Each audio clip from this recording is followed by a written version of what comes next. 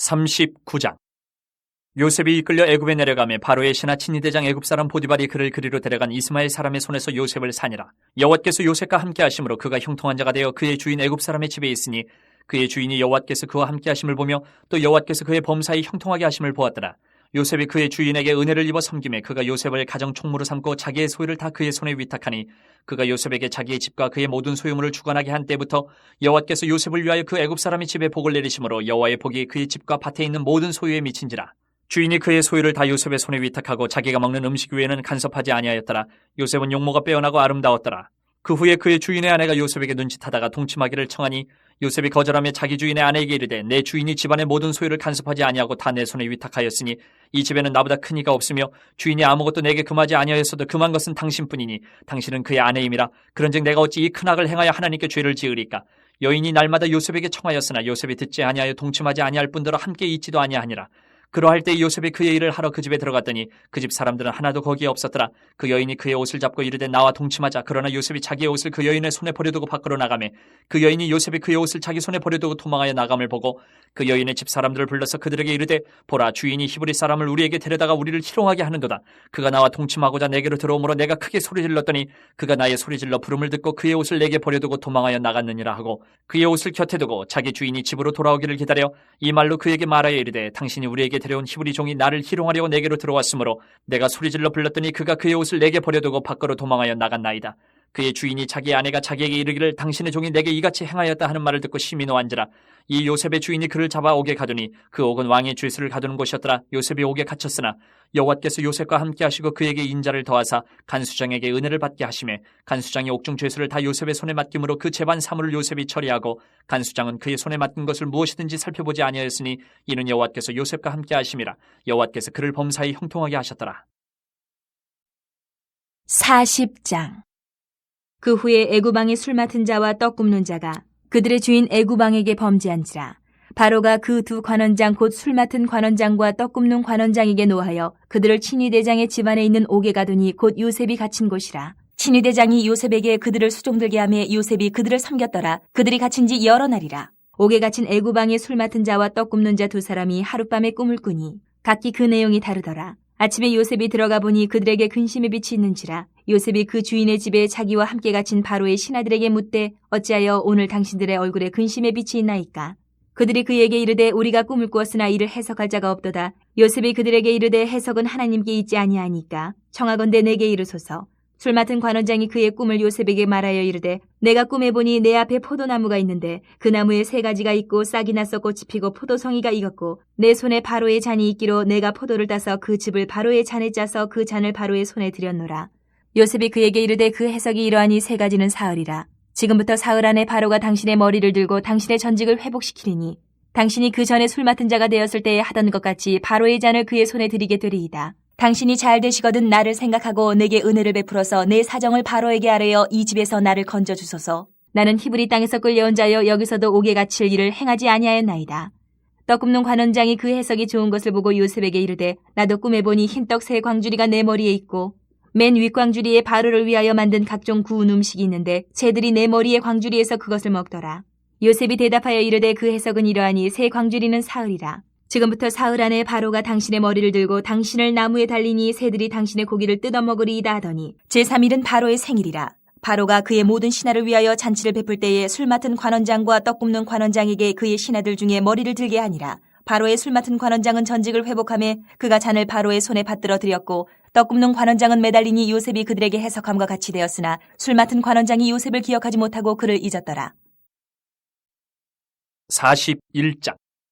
만 2년 후에 바로가 꿈을 꾼즉 자기가 나일 강가에 서 있는데 보니 아름답고 살찐 7 암소가 강가에서 올라와 갈밭에서 뜯어먹고 그 뒤에 또 흉하고 파리한 다른 7 암소가 나일 강가에서 올라와 그 소와 함께 나일 강가에 서 있더니 그 흉하고 파리한 소가 그 아름답고 살찐 7소를 먹은지라. 바로가 곧 깨었다가 다시 잠이 들어 꿈을 꾸니 한 줄기에 무성하고 충실한 7 이삭이 나오고 그 후에 또 가늘고 동풍에 마른 7 이삭이 나오더니 그 가는 7 이삭이 무성하고 충실한 7 이삭을 삼킨지라. 바로가 깬 즉 꿈이라.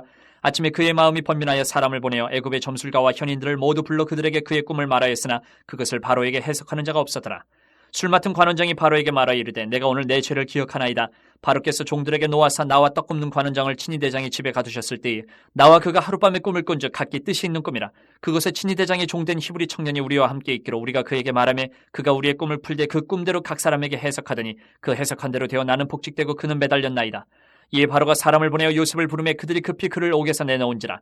요셉이 곧 수염을 깎고 그의 옷을 갈아입고 바로에게 들어가니 바로가 요셉에게 이르되 내가 한 꿈을 꾸었으나 그것을 해석하는 자가 없더니 들은즉 너는 꿈을 들으면 능히 푼다 하더라.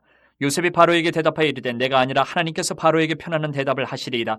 바로가 요셉에게 이르되 내가 꿈에 나일 강가에 서서 보니 살찌고 아름다운 일곱 암소가 나일 강가에 올라와 갈바돼서 뜯어먹고 그 뒤에 또 약하고 심히 흉하고 파리한 일곱 암소가 올라오니 그같이 흉한 것들은 애굽 땅에서 내가 아직 보지 못한 것이라. 그 파리하고 흉한 소가 처음에 일곱 살찐 소를 먹었으며 먹었으나 먹은 듯하지 아니하고 여전히 흉하더라. 내가 곧 깨었다가 다시 꿈에 보니 한 줄기에 무성하고 충실한 일곱 이삭이 나오고 그 후에 또 가늘고 동풍에 마른 일곱 이삭이 나더니 그 가는 이삭이 좋은 일곱 이삭을 삼키더라. 내가 그 꿈을 점술가에게 말하였으나 그것을 내게 풀이해주는 자가 없느니라. 요셉이 바로에게 아뢰되 바로의 꿈은 하나라. 하나님이 그가 하실 일을 바로에게 보이심이니이다. 일곱 좋은 암소는 일곱 해요 일곱 좋은 이삭도 일곱 해니 그 꿈은 하나라. 그 후에 올라온 파리하고 흉한 일곱 소는 7년이요 동풍에 말라 속이 빈 일곱 이삭도 일곱 해 흉년이니 내가 바로에게 이르기를 하나님이 그가 하실 일을 바로에게 보이신다 함이 이것이라. 온 애굽 땅에 일곱 해 큰 풍년이 있겠고 후에 일곱 해 흉년이 들므로 애굽 땅에 있던 풍년을 다 잊어버리게 되고 이 땅이 그 기근으로 망하리니 후에 든 그 흉년이 너무 심함으로 이전 풍년을 이 땅에서 기억하지 못하게 되리이다. 바로께서 꿈을 두 번 겹쳐 꾸신 것은 하나님이 이 일을 정하셨습니다. 하나님이 속히 행하시리니 이제 바로께서는 명철하고 지혜 있는 사람을 택하여 애굽 땅을 다스리게 하시고 바로께서는 또 이같이 행하사 나라 안에 감독관들을 두어 그 일곱 해 풍년에 애굽 땅의 5분의 1을 거두되 그들로 장차올 풍년의 모든 곡물을 거두고 그 곡물을 바로의 손에 돌려 양식을 위하여 각 성읍에 쌓아두게 하소서. 이와 같이 그 곡물을 이 땅에 저장하여 애굽 땅에 임할 일곱 해 흉년에 대비하시면 땅이 이 흉년으로 말미암아 망하지 아니하리이다. 바로와 그의 모든 신하가 이 일을 좋게 여긴지라. 바로가 그의 신하들에게 이르되 이와 같이 하나님의 영에 감동된 사람을 우리가 어찌 찾을 수 있으려 하고 요셉에게 이르되 하나님이 이 모든 것을 내게 보이셨으니 너와 같이 명철하고 지혜 있는 자가 없도다. 너는 내 집을 다스리라. 내 백성이 다 내 명령에 복종하리니 내가 너보다 높은 것은 내 왕자뿐이니라. 바로가 또 요셉에게 이르되 내가 너를 애굽 온 땅의 총리가 되게 하노라 하고 자기의 인장 반지를 빼어 요셉의 손에 끼우고 그에게 세마포 옷을 입히고 금사슬을 목에 걸고 자기에게 있는 버금수레에 그를 태우매 무리가 그의 앞에서 소리지기를 엎드리라 하더라. 바로가 그에게 애굽 전국을 총리로 다스리게 하였더라. 바로가 요셉에게 이르되 나는 바로라. 애굽 온 땅에서 내 허락이 없이는 수족을 놀릴 자가 없으리라 하고 그가 요셉의 이름을 사브나파네아라 하고 또 온의 제사장 보디베라의 딸 아스낫을 그에게 주어 아내로 삼게 하니라. 요셉이 나가 애굽 온 땅을 순찰하니라. 요셉이 애굽 왕 바로 앞에 설 때에 30세라. 그가 바로 앞을 떠나 애굽 온 땅을 순찰하니 일곱 해 풍년에 토지 소출이 심히 많은지라. 요셉의 애굽 땅에 있는 그 7년 곡물을 거두어 각 성에 저장하되 각 성읍 주위에 밭에 곡물을 그 성읍 중에 쌓아두매 쌓아둔 곡식이 바다 모래같이 심히 많아 세기를 그쳤으니 그 수가 한이 없음이었더라. 흉년이 들기 전에 요셉에게 두 아들이 나되 곧 온의 제사장 보디베라의 딸 아스낫이 그에게서 낳은지라. 요셉이 그의 장남의 이름을 므낫세라 하였으니 하나님이 내게 내 모든 고난과 내 아버지의 온 지위를 잊어버리게 하셨다 하며 차남의 이름을 에브라임이라 하였으니 하나님이 나를 내가 수고한 땅에서 번성하게 하셨다 하였더라.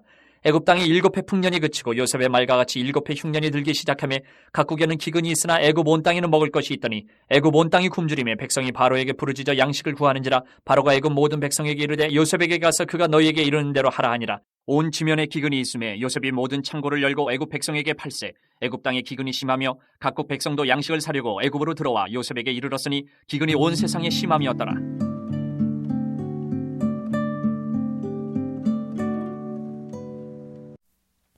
오늘 제가 성도님들께 해설해 드릴 말씀은 구약 창세기 39장에서 41장 말씀입니다. 우리는 지금 성경을 매일 읽기 위한 의도를 가지고 하루에 적당한 할당량을 정해두고 성경을 보고 있습니다. 그래서 오늘은 창세기 39장에서 41장의 말씀을 살펴보는 건데요. 하지만 사실 이런 구분은 창세기의 전체적인 이야기의 흐름과는 살짝 맞지는 않습니다. 우리가 좀 더 창세기의 이야기의 흐름에 맞게 성경을 나누어 살펴보려면 요셉을 주인공으로 하는 이야기가 시작되는 창세기 37장부터 그의 죽음으로 끝나는 창세기 50장까지 보아야 합니다. 그렇기 때문에 이 창세기에 이러한 큰 흐름이 있다는 것을 생각하시면서 오늘 정해진 본문의 해설을 들으시면 좋을 것 같습니다. 요셉의 이야기는 꿈과 관련된 여러 사건들로 이루어져 있습니다. 37장은 요셉이 자신이 꾼 꿈을 자랑하는 장면으로 시작되고요. 요셉의 이야기의 후반부에 가면 그의 꿈이 단순한 자랑으로 끝날 문제가 아니라 정말로 하나님의 이루고자 하셨던 뜻이었다는 것이 밝혀지며 이야기가 마무리됩니다. 이것이 바로 요셉 이야기의 큰 흐름입니다.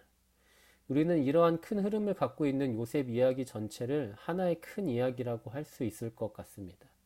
그리고 이 큰 이야기 안에 여러 작은 이야기들이 중간중간에 들어가 있는데 그 이야기들도 모두 꿈에 대한 이야기들이라고 할 수 있습니다.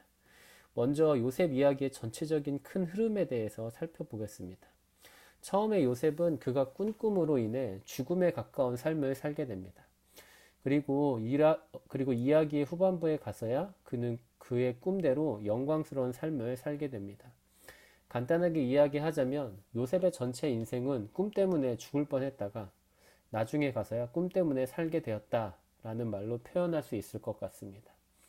그리고 오늘 우리가 살펴보고 있는 이 39장에서 41장은 그 큰 흐름 가운데 죽음에 가까웠던 그의 삶의 초창기에 있었던 가혹한 경험들을 말해주고 있습니다.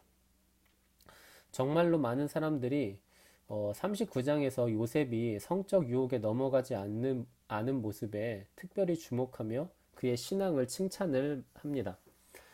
솔직히 말씀드리자면 이런 식의 태도는 사역자들의 상당수가 남성이라는 데 있다고 생각됩니다. 상대적으로 남성이 여성보다 성적 유혹에 더 많이 빠질 위험이 있는 것이 사실이잖아요.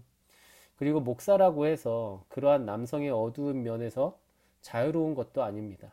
그렇기 때문에 20대 초반의 요셉이 성적 유혹을 이겨낸 모습은 사역자들에게 같은 남성으로서 큰 본이 되고 큰 도전이 될 수 있습니다. 또 두 집 살림을 하거나 불륜을 저지르는 것에 대한 사회적 혐오가 큰 비중을 차지하는 현실도 요셉을 이상적인 신앙인으로 추앙하게 만드는 또 다른 요소일 것이고요. 하지만 저는 창세기에 나타난 요셉의 전체적인 이야기에서 성적인 유혹을 이겨냈다는 것이 본질적인 포인트라고 생각하지 않습니다. 요셉 이야기에서 우리가 본질적으로 주목해야 할 부분은 그가 하나님이 아니고서는 절대로 살 수 없는 상황에 있었다는 것입니다. 아직 우리가 건강하고 죽을 만큼의 큰 문제가 없을 때 우리에게 죽음은 그저 가벼운 논의의 대상 혹은 아주 가벼운 이야기거리에 불과할 것입니다. 하지만 사는 것보다 죽는 것이 낫다고 생각될 정도의 질병이나 어려움이 닥쳤을 때 우리에게 죽음은 아주 무섭고 무겁게 다가올 것입니다. 오늘 본문에서 요셉이 처해 있는 상황이 바로 그렇게 죽음이 무섭고 무겁게 다가온 때였습니다. 한때는 어린 시절부터 아버지의 편애를 받았을 뿐 아니라 그의 형들과 그의 부모님까지 그에게 절을 하는 꿈을 꾼 요셉이었습니다. 당시 요셉은 항상 그의 형들 앞에서 의기양양했을 것입니다. 그렇기 때문에 그는 자신이 꾼 꿈을 자랑하듯이 그의 형들에게 이야기했을 거고요. 하지만 그 의기양양함과 자랑함은 그에게 말로 할 수 없는 인생의 가혹함을 가져옵니다. 요셉은 그의 나이 17세 때 형들의 시기로 인해 애굽이라는 나라의 노예로 팔려갑니다. 그는 애굽의 왕 바로, 그러니까 파라오죠. 애굽은 이집트국. 이 바로의 친위대장 보디발의 집에서 노예로 일하게 됩니다. 거기에서 요셉은 하나님의 도우심을 입어서 그가 맡은 일을 척척 잘 해내게 됩니다. 그것을 본 보디발은 요셉에게 그의 아내를 제외한 모든 소유를 관리할 권한을 줍니다. 하지만 그것도 잠시였죠. 보디발의 아내는 자신의 성적 유혹을 거부당하자 요셉에게 누명을 씌웠고 요셉은 감옥에 가게 됩니다. 이제 요셉은 노예보다도 못한 죄수의 신분으로 떨어진 것이죠. 41장 46절의 말씀을 보면 요셉이 오랜 고초를 겪고 애굽의 총리가 되었을 때 나이가 30세라고 기록되어 있습니다. 그가 17세부터 30세가 될 때까지의 기간을 한번 생각해 보세요. 그는 10대 후반과 20대라는 그 꽃같은 시간을 노예 생활과 죄수 생활로 날려버려야 했습니다. 그가 보낸 13년이라는 세월은 말 그대로 차라리 죽는 것이 더 나은 삶이었을 것입니다. 38장은 뜬금없이 요셉의 형 중 하나인 유다에 대한 이야기를 말하고 있는데요. 그것은 요셉을 그와 비교하기 위해서입니다. 유다는 젊은 시절을 말 그대로 지 하고 싶은 대로 다 하면서 보냅니다. 요셉은 노예로 팔려가서 어쩔 수 없이 이방 땅으로 내려간 반면에 유다는 자기가 좋아서 가나안 사람이 사는 곳으로 갑니다. 그리고 거기에서 한 여자를 만나서 관계를 맺습니다. 또 반면에 요셉은 보디발의 아내의 성적 유혹을 이겨내고 어떤 관계도 갖지 않았죠. 그럼에도 불구하고 요셉은 축복이 아니라 저주를 받는 것과 같은 삶을 살아야 했던 것입니다. 뭘 해도 죽음만 다가올 때 요셉이 할 수 있는 일은 하나님께 도움을 구하는 것밖에 없었던 것입니다. 그가 보디발의 아내에게 유혹을 받았을 때 내가 어찌 이 큰 악을 행하여 하나님께 죄를 지으리이까 라고 한 말은 그냥 나온 것이 아닙니다. 이 말에는 하나님이 아니고서는 죽음에서 벗어날 수 없다는 절실한 깨달음이 담겨 있습니다. 40장에는 요셉이 꾼 꿈과 관련된 큰 이야기 속에 있는 또 다른 사람들이 꾼 꿈에 관한 작은 이야기 중 하나가 나옵니다. 당시 요셉이 갇혀있던 감옥에 2명의 죄수들이 투옥이 되는데 둘 다 모두 바로의 신하로서 한 명은 왕이 마시는 것을 관리하는 술 맡은 관원장이고 다른 한 명은 왕이 먹는 것을 관리하는 떡 맡은 관원장이었습니다. 이 둘은 같은 날 밤에 서로 다른 꿈을 꾸게 됩니다. 하지만 그 꿈을 해석하지를 못하고 애를 먹고 있었습니다. 그때 요셉은 그들의 근심 어린 표정을 보게 되었고 그들 각각의 꿈 이야기를 듣고 해석을 해줍니다. 결론을 말하자면 술 맡은 관원장은 사면을 받아 다시 바로를 수행하게 될 꿈을 꾼 것이었고 떡 맡은 관원장은 사형을 당할 꿈을 꾼 것이었습니다. 이 작은 이야기도 요셉의 이야기의 전체적인 큰 흐름을 반영해 줍니다. 꿈 때문에 죽고 꿈 때문에 사는 것을 말입니다. 또 40장의 이야기는 39장의 이야기와 동일하게 뭘 해도 고통스러운 상황을 벗어나지 못하는 요셉의 처지를 보여줍니다. 요셉은 술 맡은 관원장에게 나중에 정말로 사면을 받아서 바로를 수행하게 되면 자신의 누명을 벗겨달라는 부탁을 합니다. 그 술 맡은 관원장은 요셉을 기억하지 못하고 그만 잊어버립니다. 그런 절망스러운 상황에서 요셉이 할 수 있던 것은 역시나 하나님을 의지하는 것 뿐이었을 것입니다. 꿈의 뜻을 알아내지 못해서 근심에 빠진 두 관원장들에게 해석은 하나님께 있지 아니하니까 라는 요셉의 말은 절망 중에 있더라도 하나님의 도우심이라는 큰 소망이 있다는 절실한 깨달음을 담고 있다고 생각됩니다. 41장에서는 꿈에 대한 또 다른 작은 이야기를 보여줍니다. 그것은 애굽의 왕 바로가 꾼 꿈입니다. 바로는 여기에서 2개의 꿈을 동시에 꾸게 되는데 결론을 말하자면 그것은 7년간의 풍년이 있을 것이고 그 이후 곧바로 7년간의 흉년이 있을 것이라는 꿈이었습니다. 풍년은 생명과 연관지어 생각될 수 있는 이미지를 갖고 있고 반면에 흉년은 죽음과 연관지어 생각될 수 있는 이미지를 갖고 있죠. 결국 여기에서도 꿈은 생명과 죽음 이 두 가지와 관련되어 있습니다. 이렇게 이 이야기에서도 요셉 이야기의 전체적인 흐름인 꿈 때문에 죽을 뻔하고 꿈 때문에 살게 되는 전개가 반영되고 있는 것입니다. 그리고 이 이야기를 기점으로 요셉은 꿈 때문에 살게 되는 인생의 시작점을 맞이하게 됩니다.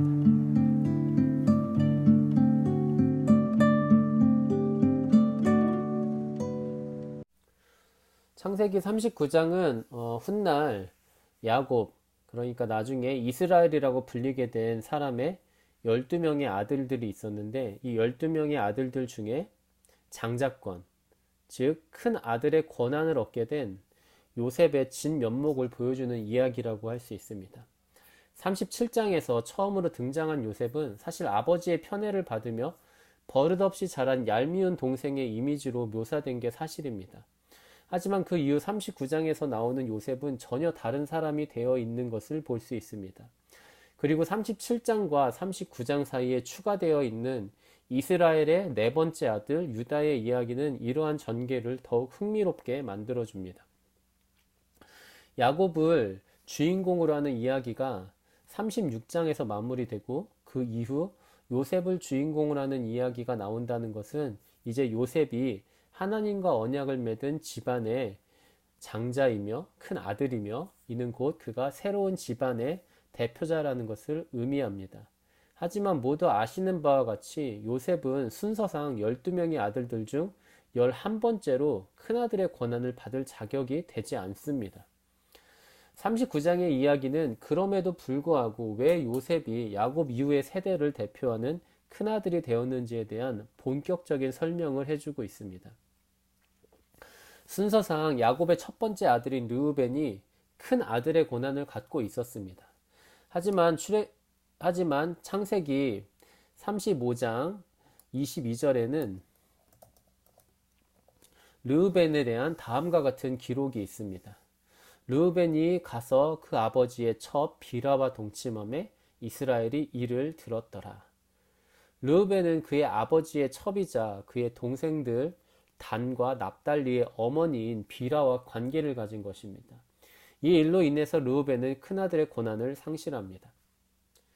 창세기 49장 3절에서 4절의 말씀을 보면 더 확실하게 그것을 알 수 있으실 것입니다. 그러면 순서상 다음번 아들에게 장자권이 넘어가잖아요. 그런데 둘째와 셋째 아들도 문제를 일으킵니다. 시므온과 레이가 바로 그들인데 이들은 성폭행을 당한 여동생 디나의 복수를 위해 할례 의식을 악용하여서 대규모의 살인을 저지릅니다. 이들도 결국 장자권을 상실하게 됩니다. 이들에 대한 이야기 또한 창세기 49장의 말씀을 보면은 아시게 될 것입니다. 그 이후에 어떻게 됐는지.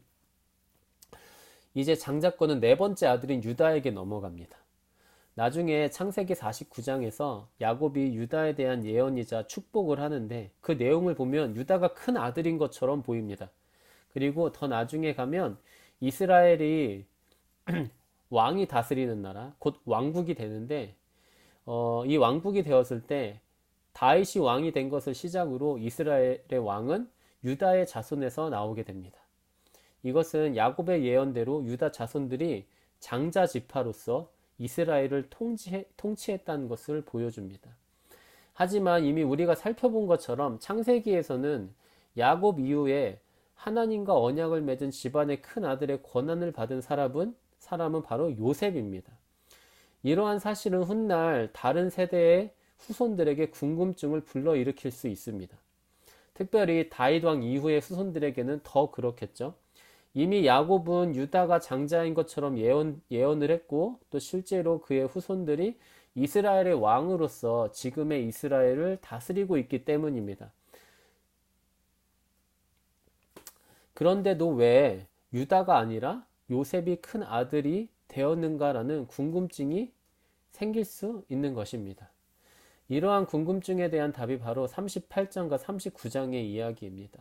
38장에 나오는 유다와 39장에 나오는 요셉을 비교하여 왜 요셉이 이스라엘의 큰 아들인지를 우리에게 확인시켜 주는 것이죠. 이 두 장에서 유다와 요셉은 비슷한 상황에 처해 있지만 전혀 다른 선택을 하고 있습니다. 이 둘은 모두 소위 이방인과 어울려 살고 있었습니다. 하지만 여기에는 차이가 있었죠. 유다는 스스로 그렇게 살기로 선택을 한 것이었고요. 요셉은 그러한 곳으로 끌려간 것이었습니다. 그리고 이들은 모두 동일하게 성적인 유혹도 받았습니다. 하지만 여기에도 차이가 있습니다. 유다는 그 유혹을 마다하지 않았고 요셉은 뿌리쳤다는 것입니다. 이러한 차이를 봤을 때 요셉은 큰 아들이 될 자격에 있어서 유다보다 우위를 차지합니다. 하지만 이미 39장에서 41장에 대한 전체적인 해설을 할 때 잠깐 말씀드린 바와 같이 요셉이 장자가 될 수 있었던 본질적인 전환점은 단순히 성적인 유혹을 이겨낸 것에 있지 않습니다. 37장에서 요셉이 보여준 모습은 아버지의 편애에 더해 모든 형제와 심지어 부모님에게까지 절을 받는 꿈에 취해 자기 자랑이 하늘을 찌르는 태도였습니다.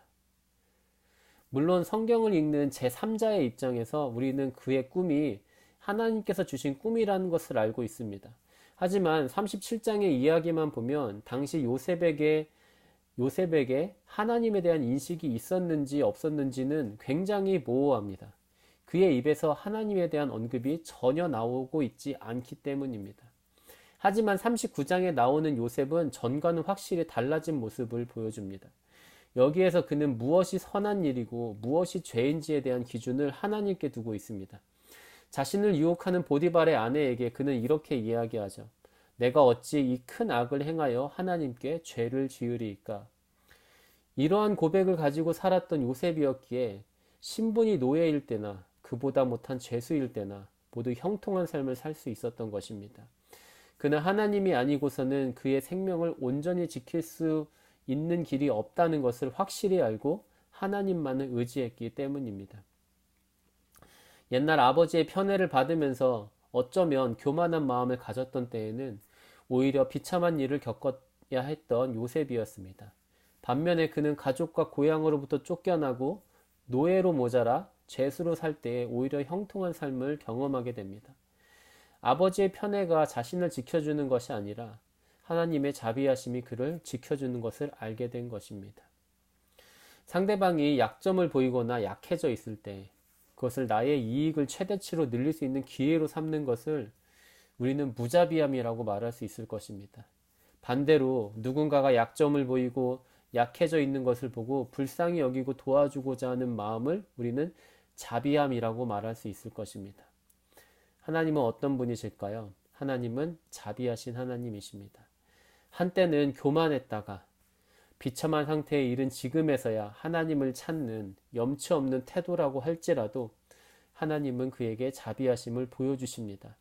하나님은 말 그대로 작은 생명도 귀하게 여기시는 자비하신 하나님이시기 때문입니다. 우리가 현재 겪고 있는 상황에는 소망이 없을 수 있습니다. 하지만 하나님께서 자비하시다는 사실에 우리의 소망이 있습니다. 어떤 상황에서든지 하나님께서 우리 모두를 그 자비하심으로 지켜주시고 가장 좋은 길로 인도해 주시길 기도합니다. 함께 기도하겠습니다.